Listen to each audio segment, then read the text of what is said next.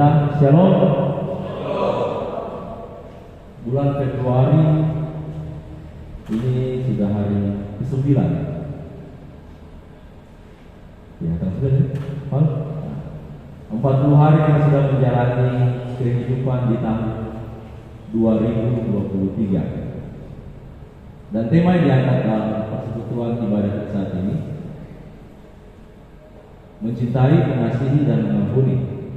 Tapi saya lebih mengambil frase kata mengasihi di dalam persekutuan kita saat ini. Rekan-rekan pemuda, sekitar tahun 270 Masehi, saat pemerintahan Romawi dipimpin oleh Kaisar Claudius II Gothicus, Kaisar memutuskan bahwa pria lajang akan menjadi prajurit yang lebih baik daripada mereka yang memiliki istri dan keluarga. Dia kemudian melarang pernikahan dari para pria-pria muda dan harus menjadi tentara. Pada saat itu, ada seorang uskup atau imam dari Terni, Italia, yang juga salah satu yang menentang dekret atau keputusan dari kaisar tersebut, karena menganggap keputusan itu tidak adil. Yang muda-muda wajib menjadi tentara untuk memperkuat pasukan Romawi saat itu. Ya, awal-awal masih ingat kita bersama bagaimana kerajaan pemerintah di dunia saling serang, saling mengambil wilayah kekuasaan. Di saat itu juga dekret atau keputusan dari kaisar ini menentang orang-orang muda untuk kawin. Mereka harus masuk menjadi prajurit Romawi. Uskup ini, imam ini, dia menentang karena dia menganggap keputusan itu tidak adil. Ival tidak adil pasti pikir kalau Pak Jokowi dikasih kawin sekarang itu umur berapa. Uskup ini menentang keputusan ini. Dia terus melakukan pernikahan untuk para pasangan kekasih muda secara rahasia. Dia kawinkan mereka karena kekristenan sudah mulai masuk di pemerintahan Romawi dan mulai berkembang mula-mula. Tetapi sayangnya, tindakan yang dilakukan oleh uskup atau imam ini didengar oleh dan diketahui oleh kaisar, dan akhirnya imam ini mendapatkan hukuman karena pelanggarannya. Hukumannya tidak salah-salah lagi. Dia harus menerima vonis hukuman mati dengan cara dipenggal kepalanya. Sebelum adanya proses hukuman mati tersebut, dia masih di penjara. Sang imam ini dimasukkan dalam penjara, kemudian dia mulai membantu tawanan-tawanan tahanan yang ada pada saat itu. Di sana juga ia sempat berusaha untuk menyembuhkan seorang anak perempuan atau anak gadis dari kepala sipil penjara. Sakit, kemudian dia sembuhkan.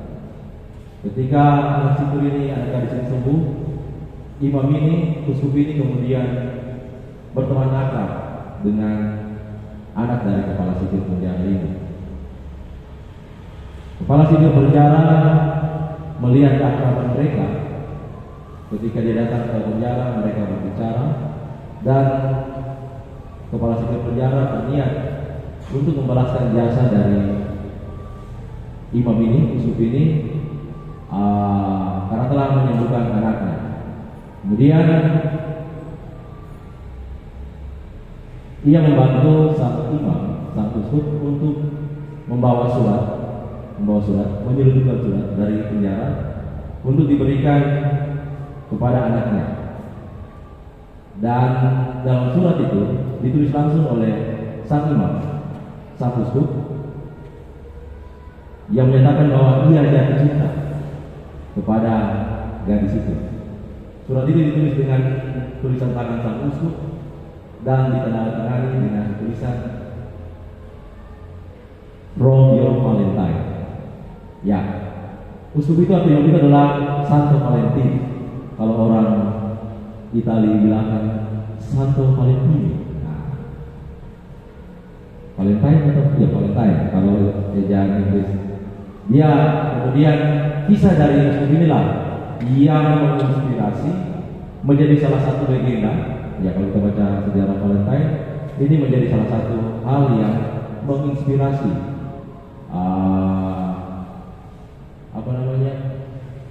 perayaan hari kasih sayang. Dan ada juga kejadian lain, bahkan sekitar tahun 14 Februari tahun 20-an, sudah dari 1920-an itu juga menjadi momen untuk memperingati suatu kejadian yang berdarah, banyak orang harus meninggal. Itu juga jadi satu peringatan, makanya jadilah 14 Februari untuk mengenang atau untuk menyatakan menjadi hari kasih sayang, di mana orang-orang yang ada meyakini itu adalah satu momen untuk bisa membagi kasih sayang kepada orang-orang yang mengasihi atau juga orang-orang yang telah mengasihi mereka. Sampai saat ini juga kita di Indonesia sudah mengalami atau mengambil perayaan ini di dalam kehidupan kita. Setiap tahunnya momen ini kita rayakan. Bahkan sampai ada gambar-gambar yang lucu ketika terjadi hari Valentine. Say love you chocolate, tapi gambarnya kakao atau bagaimana lainnya. Ini juga merupakan bentuk bahwa suatu momentum terkait dengan perayaan kasih sayang ini menjadi suatu momen yang bagi kita yang percaya bahwa seperti momentum Natal, momentum apa lagi terkait dengan perayaan, ini merupakan salah satu hari yang bisa kita gunakan mewujudkan bagaimana perasaan kasih dan sayang, perasaan cinta kita itu kepada orang-orang yang mengasihi kita, kepada orang-orang yang kita kasihi. Nah, jadi seperti itu. Ini tanggal 14 Februari, minggu depan ada perayaan, ada ibadah perayaan Valentine yang kita akan lakukan. Jadi bukan tanggal 16, kita akan lakukan minggu depan di tanggal 14. Hari kasih sayang menjadi sebuah momentum yang bisa kita gunakan untuk menyatakan cinta kasih kita kepada orang lain dan cinta kasih orang lain terhadap kita. Wacana kita saat ini menceritakan bagaimana Yesus menjawab pertanyaan ahli Taurat tentang hukum yang utama, mengasihi Allah sebagai hukum yang terutama, dan juga yang kedua, mengasihi sesama manusia. Saya ketika melihat bacaan ini baru lihat ada sebuah pernyataan yang luar biasa, beda dengan ditulis oleh Matius, beda ditulis oleh Lukas.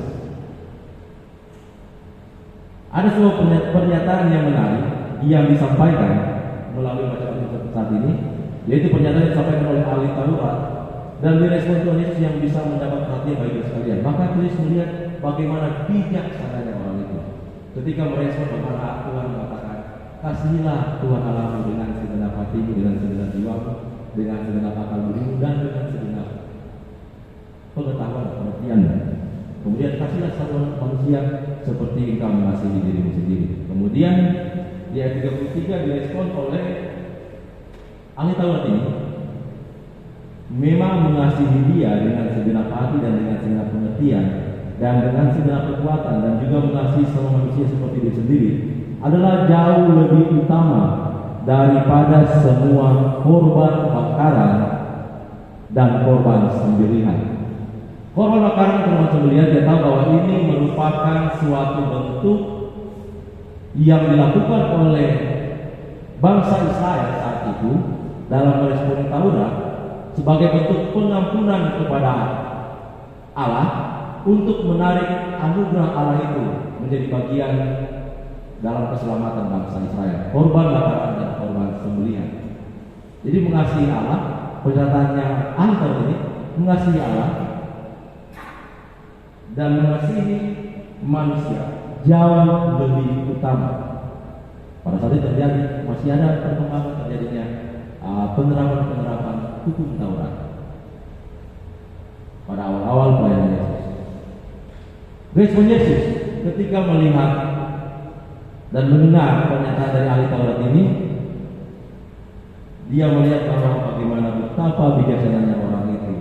Di ayat 34 Tuhan Yesus berkata, engkau tidak jauh dari kerajaan Allah. Dan seorang pun tidak berani lagi menanyakan sesuatu kepada Yesus. Engkau tidak jauh dari kerajaan Allah. Banyak orang bisa mengatakan secara ilmu pengetahuan agama bahwa Allah itu esa.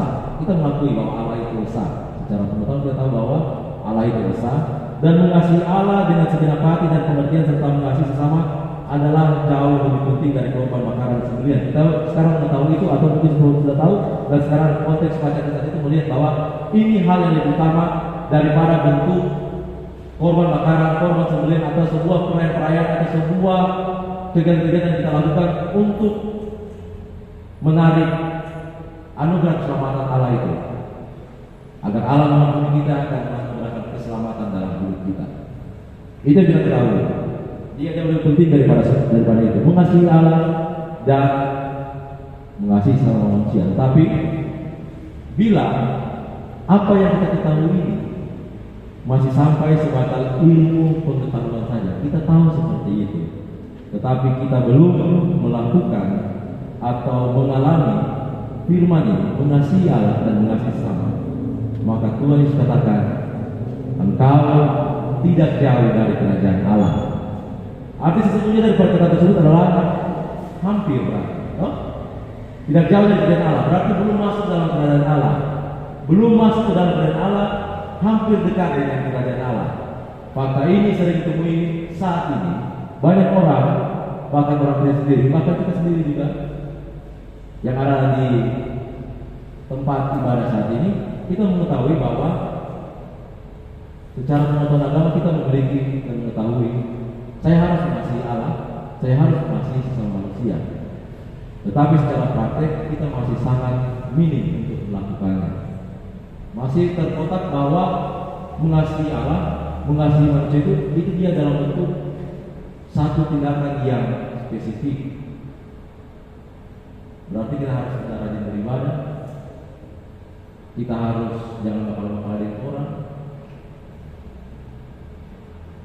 Ilmu pengetahuan agama tidak akan membawa kita kepada keselamatan, tetapi melakukan apa yang menjadi perintah-perintah Bapa di dalam Tuhan Yesus Kristus, itulah yang membawa kepada keselamatan, yakni masuk ke dalam kerajaan surgawi. Cari ilmu pengetahuan yang kita mengetahui itu dan belum melakukannya, berarti kita masih dekat dengan kerajaan Allah. Begitu kata firman.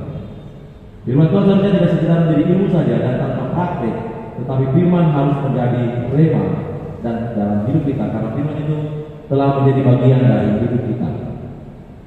Mengasihi Allah dan mengasihi sama manusia harus kita praktekkan dalam kehidupan kita setiap hari, khususnya sebagai pemuda-pemudi gereja. Bukan hanya kita sekedar mengetahui teori yang tentang mengasihi Allah dan sesama manusia, tetapi benar-benar kita praktekkan dalam kehidupan kita sehari-hari.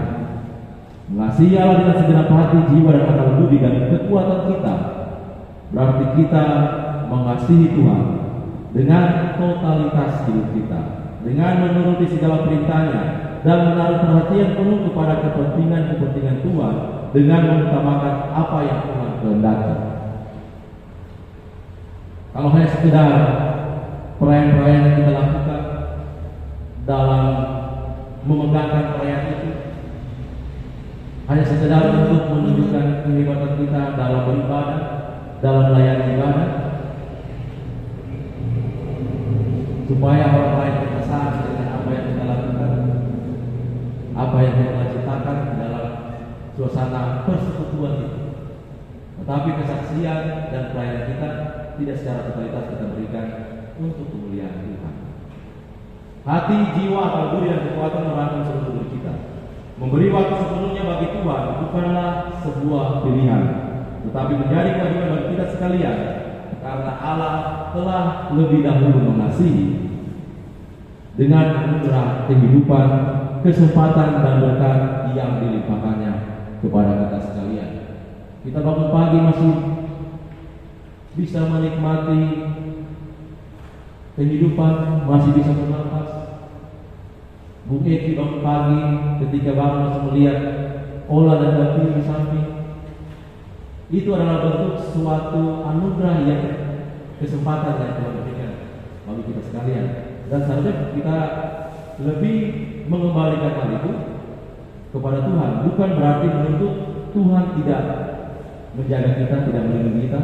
Saya ada masalah, Tuhan kasih tinggal, Tuhan tiada jawaban atas persoalan yang kita alami. Tetapi nafas kehidupan yang kita nikmati ketika berbangun pagi saja, itu merupakan satu kesempatan yang Tuhan izinkan. Makanya saya bangun pagi ketika bangun bersama gue atau mama gue, sama-sama langsung mengambil berdoa bersama untuk mengucap syukur bahwa Tuhan masih mengizinkan saya bangun saat ini, saya bisa melihat orang-orang yang saya kasihi. Begitu juga supaya menjadi bagian juga untuk menunjukkan kesadaran kepada, kalau nanti teman-teman makin menikah, ada anak, cukup itulah bentuk kesadaran kepada anak kita, menerapkan pola kehidupan. Karena seperti Musa katakan, di setiap waktu firman Tuhan itu harus disampaikan terus kepada anggota keluarga kita, terus dan terus, bukan cuma saat ibadah atau yang lainnya, tetapi dalam setiap tindakan itu merupakan wujud bagaimana kita menunjukkan, menceritakan firman Tuhan, menceritakan kasih dan anugerah Tuhan. Mengasihi sesama manusia seperti dirimu sendiri berarti kita harus mengasihi dan memperlakukan orang lain dengan sebaik-baiknya, layaknya kita ingin mendapat yang terbaik untuk diri kita sendiri. Kasihilah sesama manusia seperti kamu mengasihi dirimu sendiri. Berarti kita harus mengasihi dan memperlakukan orang lain dengan sebaik-baiknya, layaknya kita ingin mendapat yang terbaik untuk diri kita sendiri. Apakah proses atau perlakuan mengasihi sama manusia ini hanya untuk orang yang kita kenal, hanya untuk orang yang ada di lingkungan kita, yang di lingkungan keluarga kita, teman, bersahabat, teman pelayan, hanya seperti itu? Taat dan patuh pada orang tua, membina pergaulan yang baik dalam kita bersahabat, belajar dengan tekun dan giat bagi kita yang sedang menempuh pendidikan di sekolah maupun kuliah, loyal dan bertanggung jawab dalam pekerjaan yang sedang kita jalani dan menjadi tanggung jawab kita. Itu semua merupakan bentuk kita mengasihi sesama manusia seperti kita mengasihi diri kita sendiri. Wujudkanlah tindakan nyata kita untuk mengasihi Allah, mengasihi sesama dalam setiap kehidupan kita, di rumah tempat kita membagi kasih dengan keluarga, di lingkungan di mana kita tinggal, dalam organisasi di mana kita berkembang di dalamnya, dalam persahabatan yang baik di lingkungan tempat kita bergaul, di lingkungan tempat kita belajar dan bekerja. Tidak perlu kita harus menunjukkan hal yang luar biasa dalam mewujudkan kita mengasihi sama manusia. Bagaimana ada tercipta hubungan yang baik, suasana yang baik, kehidupan yang baik, di mana karena keberadaan kita itu merupakan salah satu tindakan nyata yang kita lakukan dalam kita mengasihi sesama manusia. Sehingga ketika kita mewujudkan semua itu, kita tidak hanya jauh dari kerajaan Allah karena hanya mengetahui secara teori, pengetahuan bahwa hukum yang utama adalah mengasihi Allah dan mengasihi sesama manusia. Tetapi ketika kita mewujudkannya dalam tindakan yang nyata di dalam kehidupan kita, kita berarti sudah masuk dalam kerajaan Allah karena telah melakukannya. Kasih Kristus kiranya akan menjadi pedoman bagi kita sekalian dalam menjalani masa muda, dalam kita sekalian yang sedang berstudi, menempuh pendidikan, dalam kita sekalian yang sedang bekerja